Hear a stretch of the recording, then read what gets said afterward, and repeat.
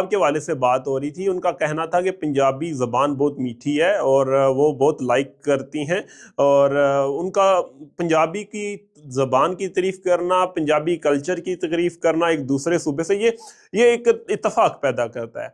लेकिन मुझे हैरानगी हुई कि जो हमारे एंकर पर्सन है वो आगे से मुस्बत चेहरा पेश करने की बजाय आगे से कहते हैं कि मैं तो दसा पंजाबी दे विच जिहड़ी गाल है वो हर जगह पे फिट हो जाती है। ज़हन में ना पंजाबी के, चूंकि आपने पंजाबी के बारे में बात कह दी है, हमारे पंजाबी के बारे में कहते हैं कि पंजाबी की जो गाली होती है ना, वो हर मूड में इस्तेमाल हो सकती है।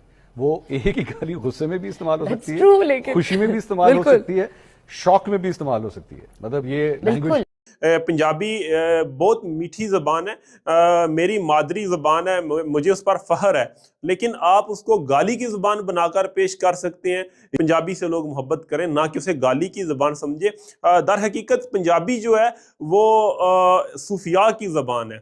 उसमें आओ जी, बिस्मिल्लाह जी, जी आया नू, सत बिस्मिल्लाह, इस तरह की ज़बान है जिसमें बड़े बड़े शुराए कराम इस पंजाबी ज़बान को अपनी शायरी में, वारिस शाह, उसके बाद हमारे मरूफ पंजाबी मियाँ मोहम्मद बख्श, ख्वाजा गुलाम फरीद, बाबा फरीद, इस तरह के शायर जो हैं वो मशहूर शायर जिन्होंने पंजाबी में अपनी शायरी की है और पंजाबी को एक मीठी ज़ुबान के तौर पर तारफ़ कराया है, ना कि इस तरह के जिस तरह आज के जो हमारे एंकर पर्सन है जिनकी आवाज़ दुनिया भर में सुनी जाती है, उनको वो गाली की ज़ुबान बनाकर पेश करें।